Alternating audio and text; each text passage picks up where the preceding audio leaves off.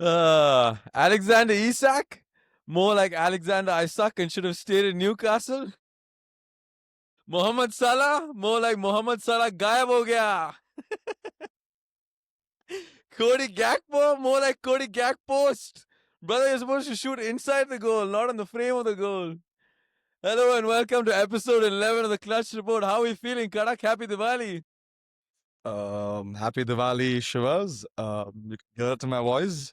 The feeling is not so great, and I think it's all down to my overconfidence. I've been supremely overconfident, and look at you. I'm loving the style there. The shades are looking good. Are you gonna sip like that the entire pod, or are you gonna remove it at once? I don't know. It feels good right now. I think I'm going to stick to it. It's been 9 years, baby. 9 years since we got a win at Anfield. So I'm going to milk this moment as much as I can. um, but what did we think of the game, Karak? Firstly, congratulations, Shivas. Thank you very Great, much. great win, great win. I just thought again, Slot needs to soft us out ASAP because you just watched the game and the first half was horrendous. Started off so slowly. Obviously, the head injury part came on with McAllister when he went down. Obviously, he got hit by Van Dijk by mistake. But again, no complaints. I thought if Allison was there, he would have saved it. He would have also thought the exact Mhm. same thing. I agree. But again, it just wasn't good enough, right? From minute one, you could just feel like Liverpool didn't look good at all. Like we didn't create that much in the first half, and what is that gap in the middle? Like, we talk a lot about Ruben Abrams United where there's the two midfield and you can overrun that midfield. What the hell was that midfield with Liverpool? When you were watching the game, the question I might ask you was, or I may want to ask you this question, what do you think of that midfield in the middle? Because I didn't see any midfield there. I thought McAllister was quite lackluster. I don't know if that knock in the head made him a bit disorientated for the whole game. Gravenberch also didn't seem like his usual self, controlling the game. The first half, I think United had a lot more control. Of course, with Liverpool chasing the game in the second half, you all had a lot more opportunities. More than your midfield, where was Salah? Where was Isak? The only one doing anything was Gakpo. What happened to those two? Salah has been horrendous. It's really obvious when you watch us play also, nothing is going through Salah. Salah gets the ball hardly, like say about 5, 6 times in a minute or in 10 minutes, just doesn't do much. And when he gets the ball, you just know for a fact that he's not the same old Salah. And I'm actually worried for Salah. I think he needs a break. I think he just needs to be like left out of the squad, get KSR, give KSR a game. And again, Isak is another problem for Slot because you're benching the best striker at the moment. You're benching Hugo, and when he came on, brother, it you could sense Yeah. the narrative shifting, right? When he came on, the first dribble on the right, the shot got the fans going a little bit, and also we got the equalizer right after that, right? So it's it's a problem. It's a cause for concern, and I am just hoping, the boys rally behind the troops, we as fans also got to make sure that we are behind the bloody club. It's only 4 losses early in the season. Take it as it comes, but just keep fighting because Yeah. at this moment it doesn't look good. But hopefully it gets better. I agree. I think Ekitike has to be a starter at this point in time until Isak's so-called form comes around. And even Salah cannot be, I think Jamie Carragher was talking about this, he cannot be a guaranteed starter anymore, at least with his current form. Whether you start Chiesa or find a way to play Isak and Ekitike, I'm not sure how that's going to work. I thought Gakpo had a good game. Probably on another day, he may have even had a hat-trick. He could have equalized, he's hit the post twice. So some of those things went our way, to be honest. But if you're going to Anfield, you need that little bit of luck. And I think we also created enough chances to be worthy of a win. Bruno hitting the post. We had a couple of headers from corners, and we created enough opportunities to be worthy of the win. And overall, man, just after 9 years to be able to go there and like the relief on that Harry Maguire header, baby, when that went in, I mean, I was at a United bar here in Bombay and the scenes was something else, bro. Something else. We haven't, I know the 2-2 draw last year was also a great game, and Harry Maguire misses Sitter. that opportunity in the last minute of that game. So this felt like a proper redemption arc for Harry Maguire. What did you make of United's performance? No, just when you're talking about United, I see crackers being bursted outside, and I see lights coming. It's so fitting. And it's not fitting for me. But then I just look right now like, yo. But yeah, I think great performance. I thought set up really well. It was you got the first goal really early on, so it helped you guys to Yeah, like sit back, enjoy, withstand the pressure. And also I think Delit also came out and mentioned that you guys wanted to attack the fullbacks, which rightly so worked in yeah, your favor. I thought Cortez was poor. Still don't understand why he's coming into the middle and trying to be that ball carrier. It just doesn't make sense. When he overlaps, Gakpo doesn't pass the ball. There's this interesting stat which where Gakpo only passed the ball once, whereas Kirkes had overlapped more than 8 times.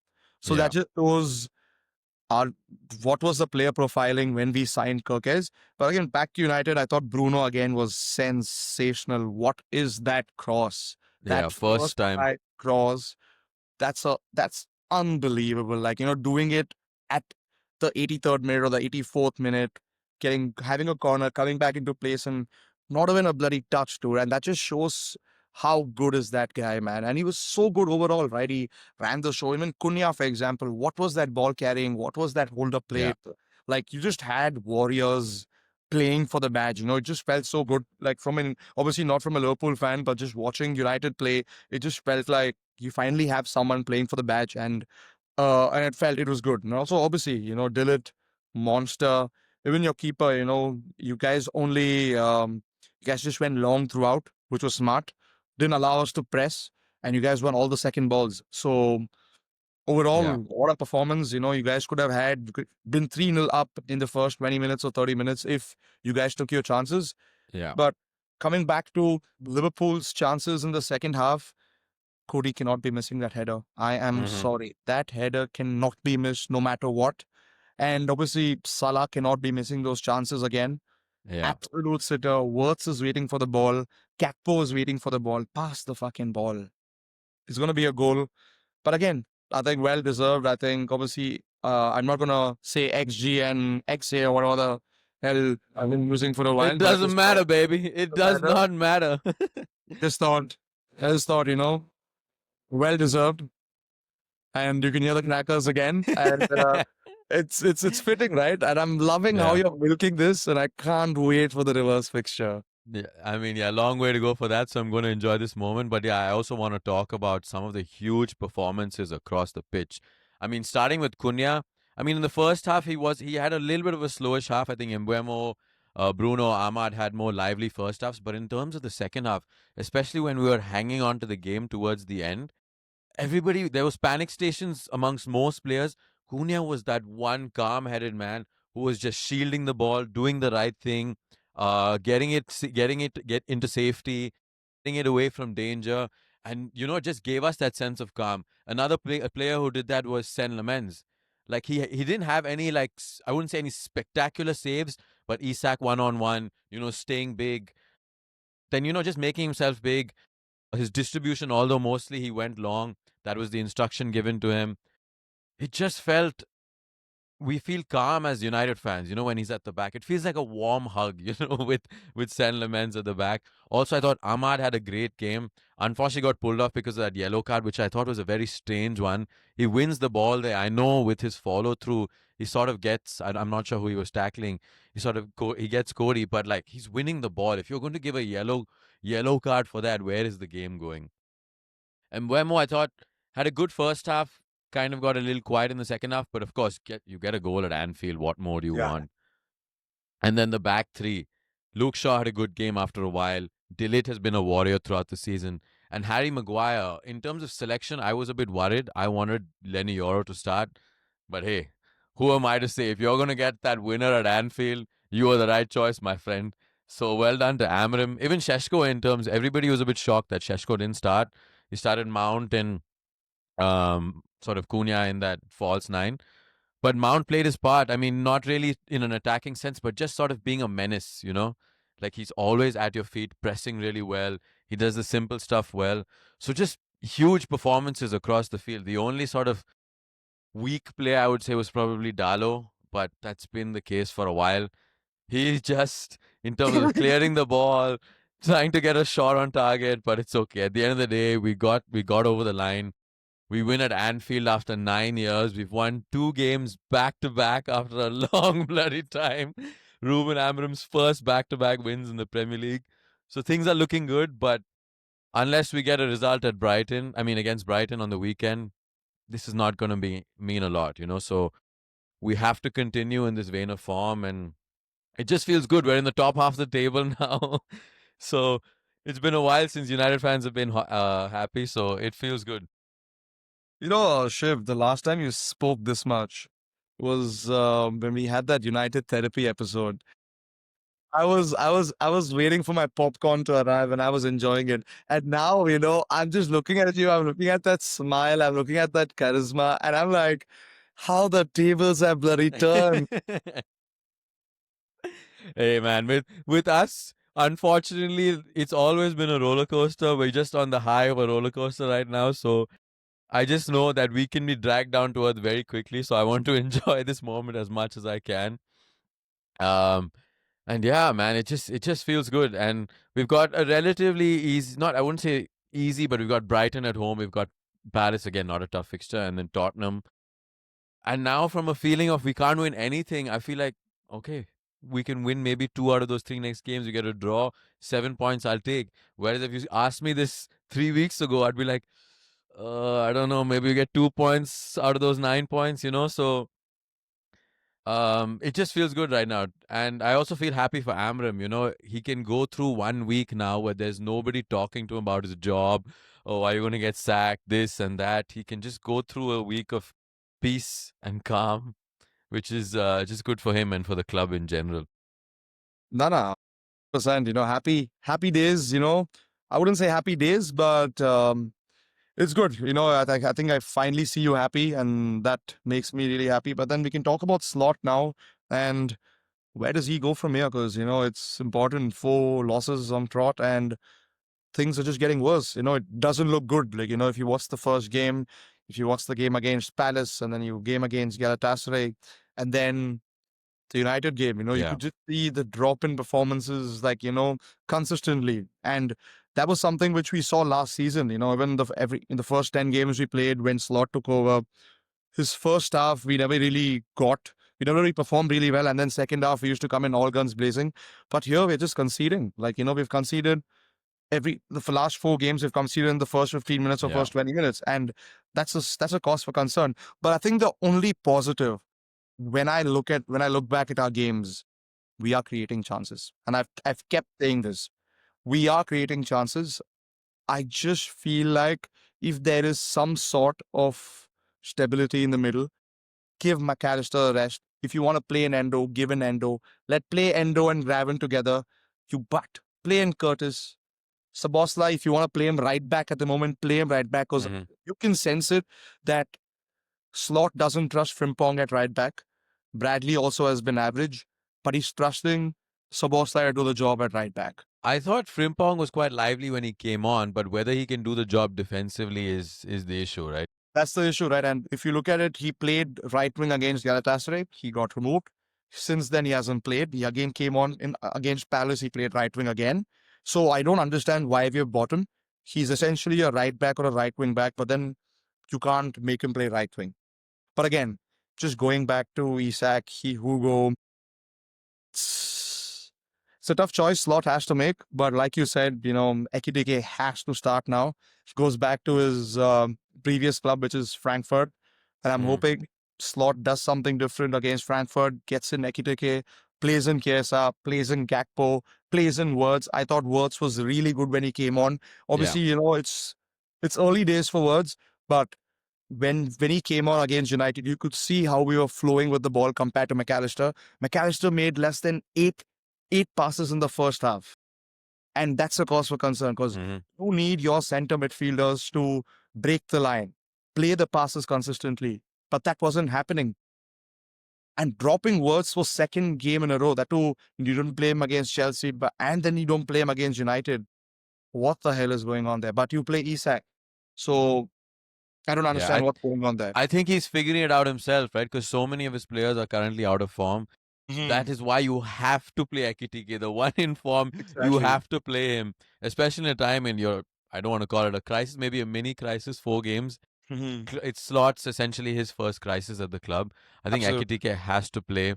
So, how would you set up tonight's game against Frankfurt? I think 4-3-3. I think what we've been doing. I think Isak should just go on the bench and come on. Hopefully, you or see there are two ways you can look at this. One, play an Ekitike on the left, Isak on the right, Isak in the center, Salah on the right. Play your words. Play. I don't think Ravenberg is traveling, so potentially get an Endo. If not Endo, play Curtis, play Sabos, and play Words in the middle. And then your back four, you have to give Robertson a chance there because Kirkaz has been horrendous. I'd get in Robbo, Virgil, probably Konate, Virgil, and give Frimpong the chance at right back. So Yeah. that is going to be my lineup. I would stick to Salah. I would stick to Salah because listen, single-handedly last season he did what he did. I understand that he's not in form, but I think playing against Frankfurt is the perfect opportunity for Salah to get back into form. They've conceded 10 in the last 3 games. It's an important game for us with respect to just getting back players back to form. And there's a big saying, right? If you're a striker, if you score a goal, you're looking forward to the next week. You know what I mean? And you Yeah. know you're a striker, and when you play five-a-side and when you score a goal, and then the next week you play again, you're like, I've scored one, it's back to scoring one more, right? I think that's what's missing at the moment. And yeah, it's gonna be hard. It's not easy being a Liverpool fan at the moment, I'll be honest with you, because no one expected this crisis. But again, we have to stick together. As Liverpool fans, stick behind the manager. The manager gave us the Premier League trophy in his first season. Stick behind Slot, stick behind our players, stick behind Salah, stick behind Isak. We got this. It's only 4 losses, long bloody season. We got this. Just relax and just get behind the team. That's all I expect from this. It's my passionate rant Yeah. for all Liverpool fans there. I understand that it's a rut, but it's okay to be in a rut. We got this. Yeah. If you want to take an example of a club which is stuck by their manager, there's one right here.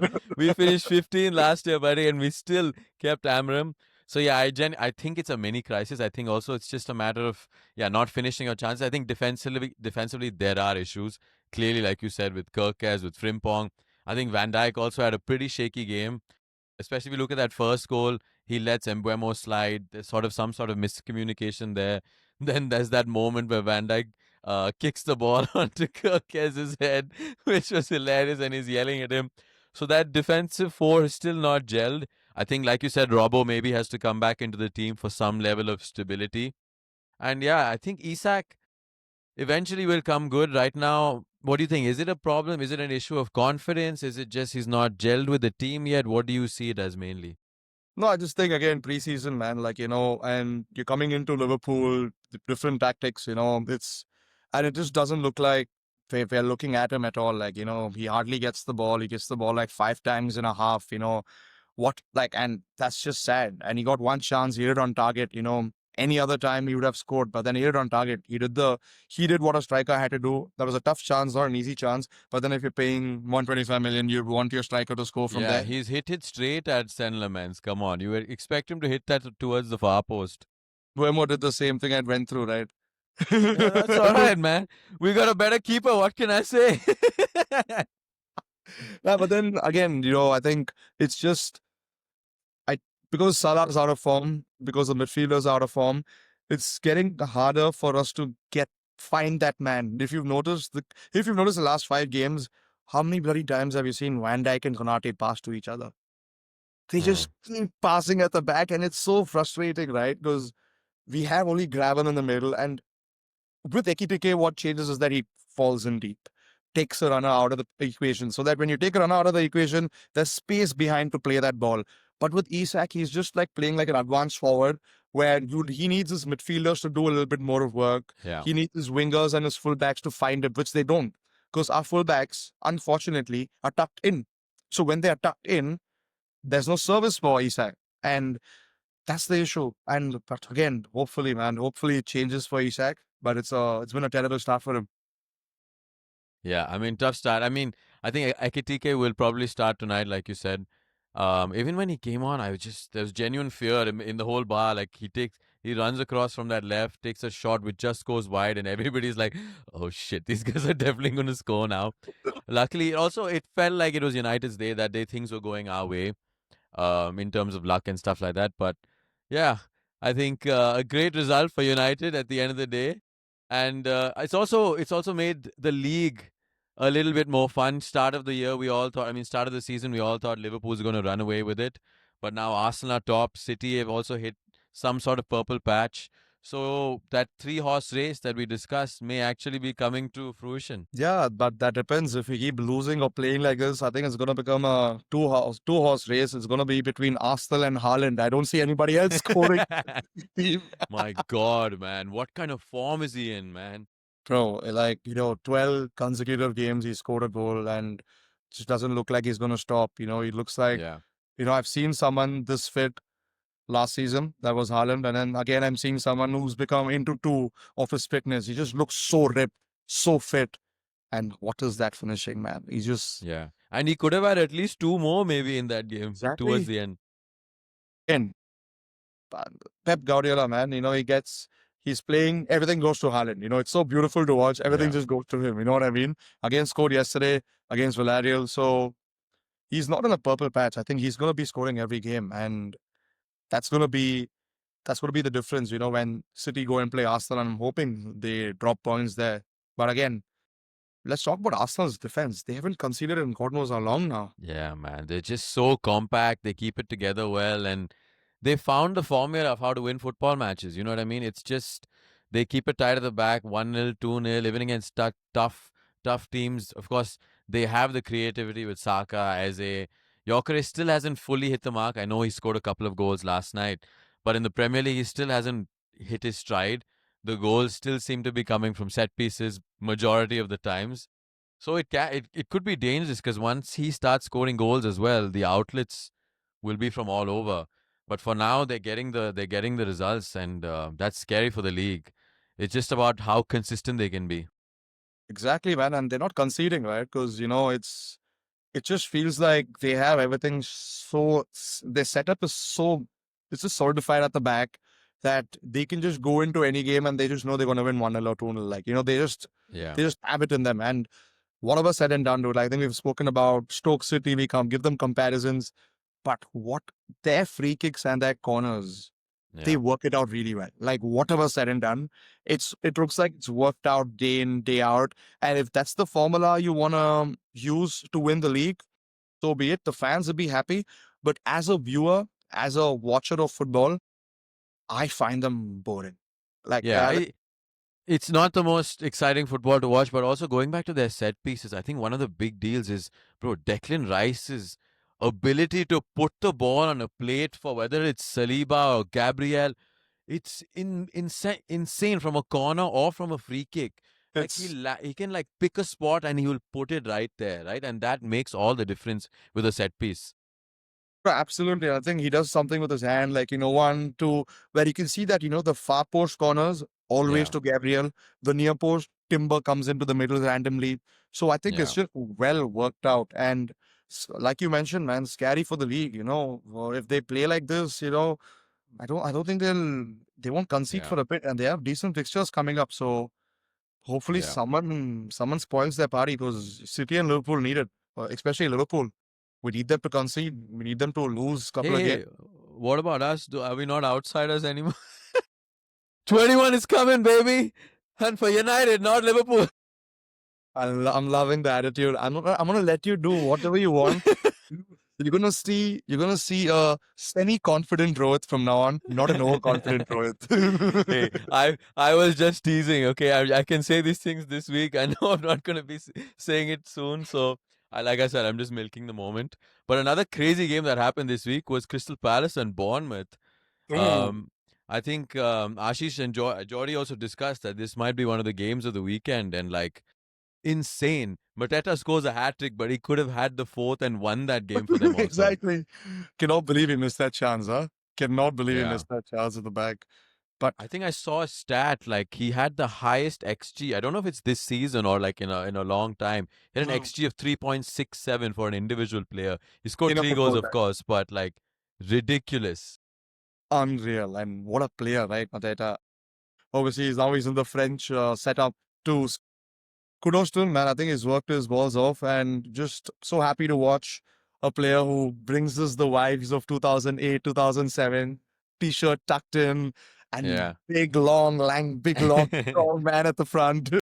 I didn't say the word you want me to say, but you know what I mean. Somebody being naughty. But yeah, but yeah, just it's so nice to watch him. So refreshing to watch him play. Yeah, and just a great game overall. I mean, 3-all. I think we were all discussing what the score will be in that game, and like I think I predicted a Bournemouth win, which was nearly the case, but then could have also been a Palace win. So, I mean, just yeah, crazy game. And those are the kind of games we want to see, right? Not like those Arsenal Fulham games. Bro, Arsenal full. You really I was actually in a Diwali party and a friend of mine who's an Arsenal fan was watching the game and I was like, "How are you guys playing?" Same old boring football, Rohit. I was like, "Oh, even an Arsenal fan knows." Yeah. I mean, yeah, but I mean, their aim is to just win the league. How they get there doesn't really matter to them, I guess. Nah, Arteta has set them up in that way, so but then it looks like they might even go far in the Champions League, man. Beating Atletico Madrid yeah, 4-0 4-0. is is not an easy feat. It's a And literally, statement. It's a statement victory. exactly, it's a statement victory. And I think Atletico lost the plot because there was no hot water in the stadium. That's why I think, you heard about the hot water situation. My God. Just imagine you're playing, going for training one day before the game, and then you complain to your FA saying, I still haven't switched on the geyser, man. There's no hot. Oh, the level of excuses we hear these days, man. That's going back to excuses. I also love Slot. He was like, "Oh, we really thought Sheshko was going to start." They started complaining about that. He's like, "Yeah, Amram got you, baby. Sheshko didn't start, and we had different plans. You got to adapt."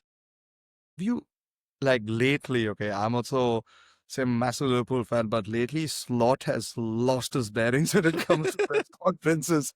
Like Yeah, sometimes I think it's AI. Like sometimes I genuinely think like someone's like messing around with us by using AI, but it's not. Like yeah. I think it's been Yeah, he ridiculous. called us long ball FC and all that. You think we give a shit?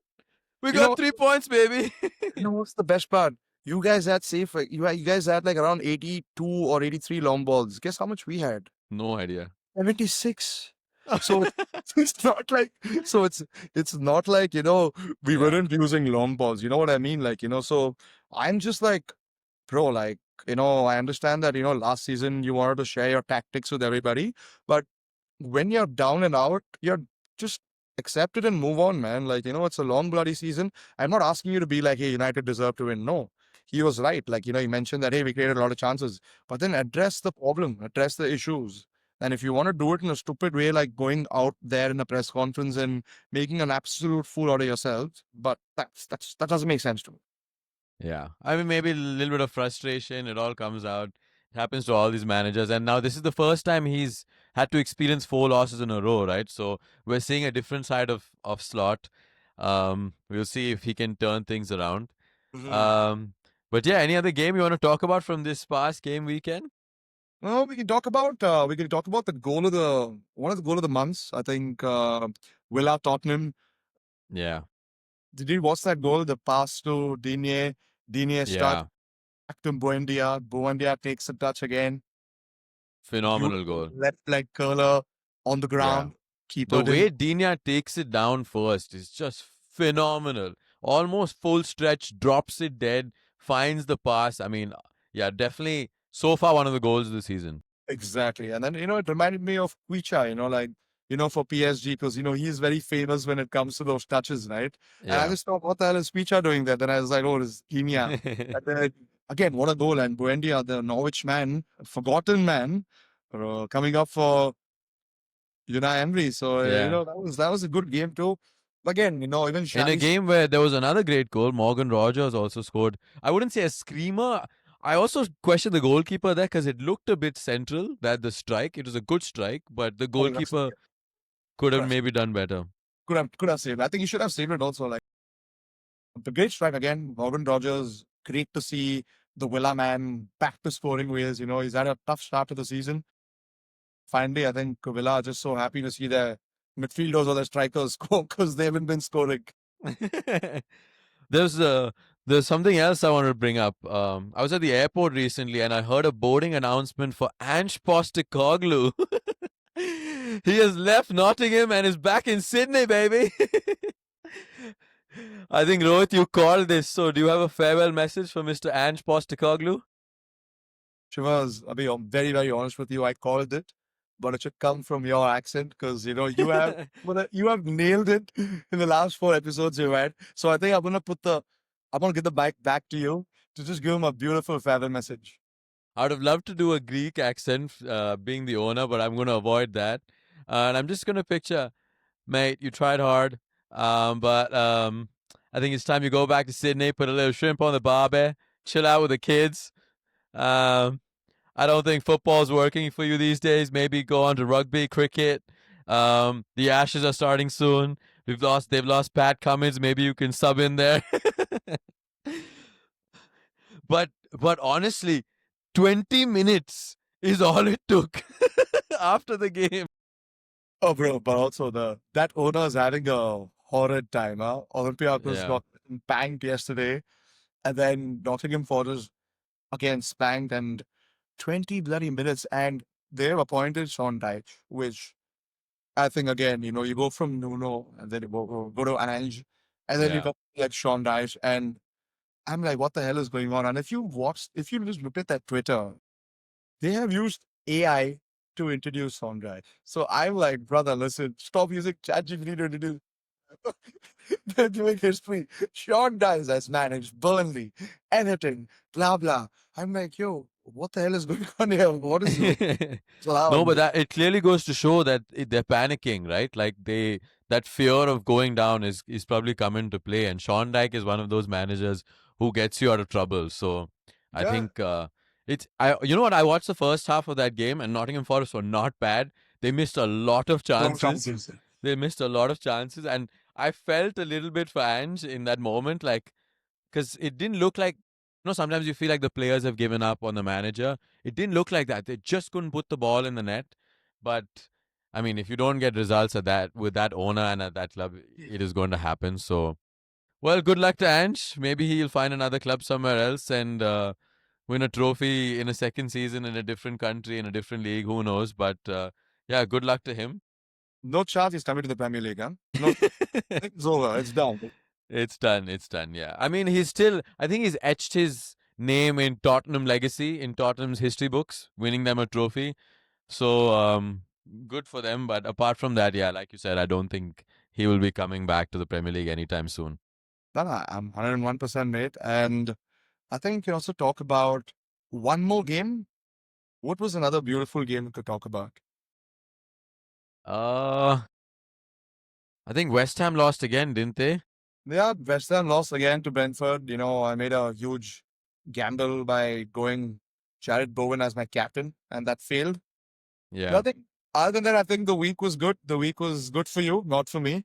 And your Diwali went well for sure. And my Diwali, not so good. But let's move on and let's play Tic Tac Toe, where I've been losing again, just like Liverpool have been losing. This will be our first head-to-head Shivers versus Karak. So let's do a little best of three. Yeah, best of three works for me. Let's do it, buddy. I want to continue in some Harry Maguire form. Mm, best of three. Yep, I'm gonna share the invite with you, mate. Yes, sir. Also, what do you think of my new mic, sir? Oh, I think you're sounding really good, mate. And perfect for you to have this mic when United have beaten Liverpool because you can just keep it down and keep talking. So I'm very happy for you, sir. Yeah, I'm enjoying this. I'm enjoying holding the mic. I feel like a little MC. You see? Yes, sir. I can see it. Okay, so you tell me your guess, and your player one and player two. All We right, have a got it. countdown of 60 seconds. I'm going to put that countdown now. Give me a second. Clock. Before you think I'm cheating, I'm just showing you the stopwatch here. Uh, Yes, sir, of course. so your P1, you want to start? Three, two, one, go. Okay, let's go. Brighton Premier League winner. I will go for James Milner.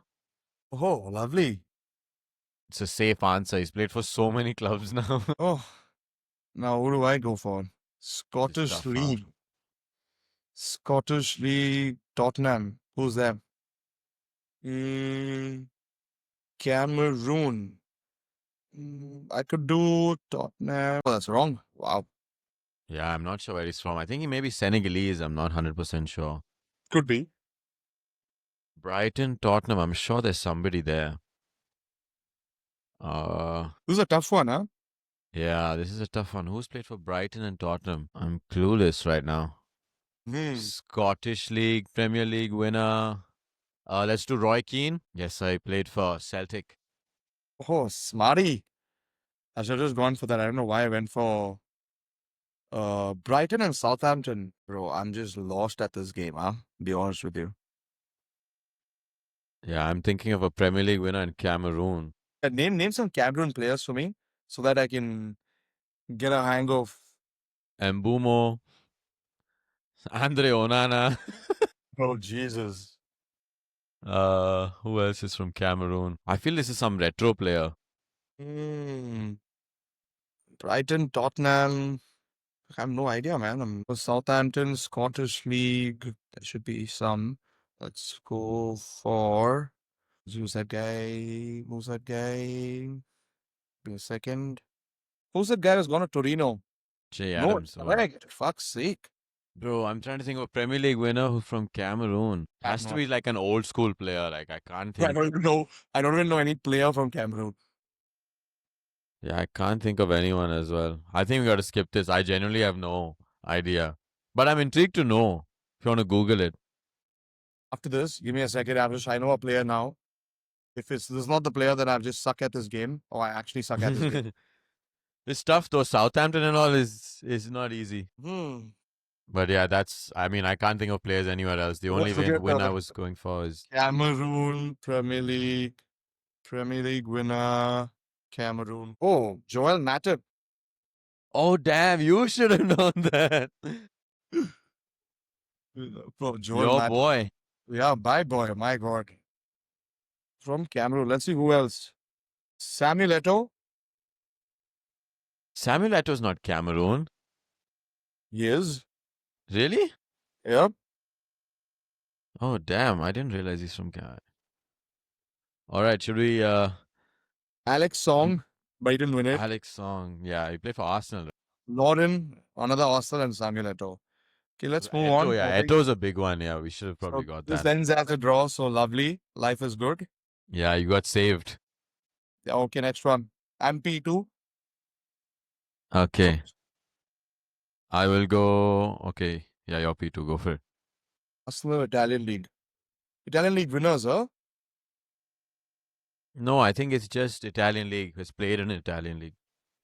Yeah, okay. Okay. Good to be on board. Okay, I will go United Sweden, Lindelof. Nottingham, I'm going Nottingham Forest Italian League. Douglas Lewis. Okay, so I got to block you. Italian league, Manchester United. I know Makeda played for an Italian league, but wait, I'm gonna go for Italian league. Let's just go for a safe option, Ibrahimovic. Fuck, you've blocked me there, guy. Do you know anybody from, oh, Arsenal Sweden? Do you think I know somebody from there, my friend? You do. He came on loan, scored a few lovely goals for us. His name is Odion Igalo. Oh, I know I knew it, man. Fuck's sake. Come Congrats. on. Okay. Okay, this you got a Liverpool there, so all right. This should be. Is it me or you? It's you. Okay, okay. Let's go. Is that Premier League Golden Boot? Okay, Premier League Golden. Oh, that's North America, right? Or Caribbean, Yeah, not South North America. Okay, okay. America. Okay, let's go Leicester Premier League Golden Boot, Jamie Vardy.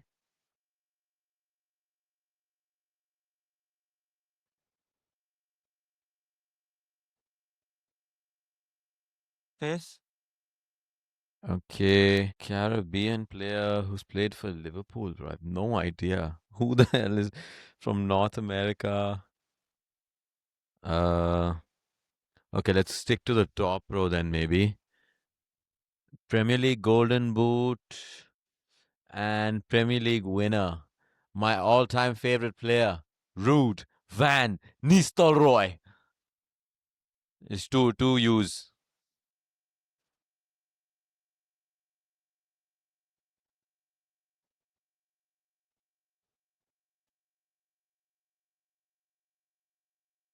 Oh boy. Damn, do I complete that? Caribbean. I don't know if this guy has a golden boot. What's I his think name? Dwight York, but I'm not sure if he has a golden boot. But he's not. I don't think he's from the Caribbean. I think He is. He's from Jamaica. He played for he's Jamaica. raised. He's born there, but he played for England. No. Dwight York played for Jamaica. I'm pretty sure. You want me to put? Try it. Yeah, Premier League golden boot and come on, let's go, baby! Manchester United to the rescue. I think we're just gonna play. I think we should play one more for the kicks. At least I get one on board. Some consolation victory for you. Yeah, I went first here, so that's where I got lucky. Okay. So I go first, right? Yeah. But what's with Jamaica, man? Jamaica's coming on a lot. It's so Yeah, I don't know why. yeah, it's very irritating. But you want to change this? Yeah, skip. I know Mikel Antonio and Dwight York. That's it. Okay, this looks good. Okay. Huh? You want to skip so you can go first because I went first last time? Thanks. Yeah. I'll take that. Okay. Yeah, if you take the United players away from me, you have a chance. Okay, I'll go in the middle. Mbumo. Okay. Okay, I got to finish this.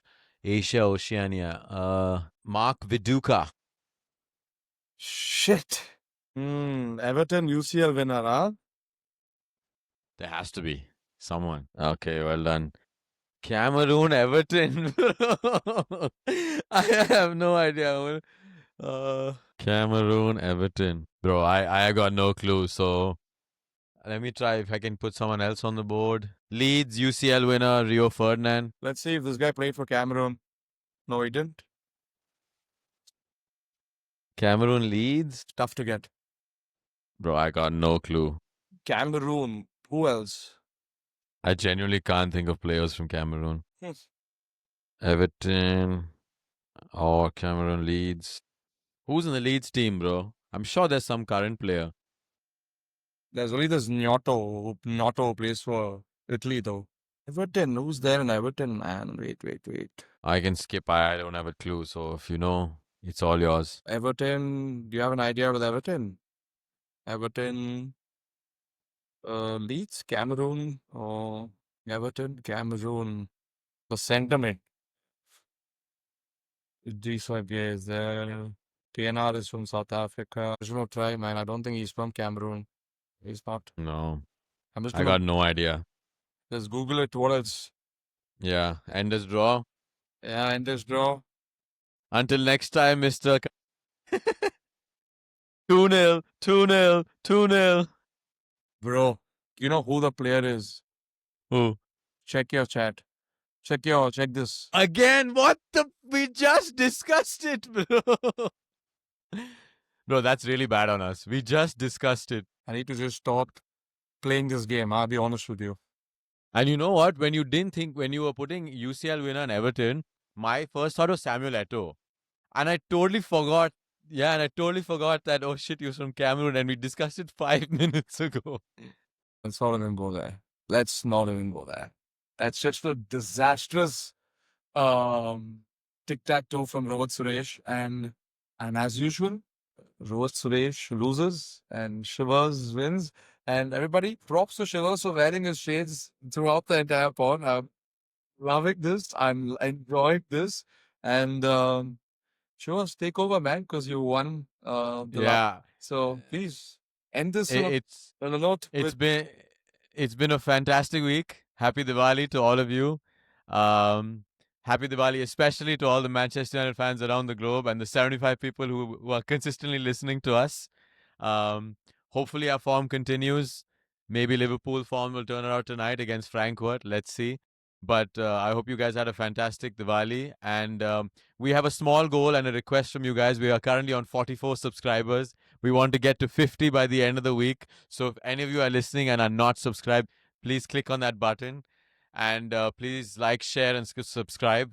Lots more episodes coming up soon. But yeah, that was us, episode 11. United have beaten Liverpool at Anfield after 9 years. So enjoy your week, boys, and we'll see you in the next one.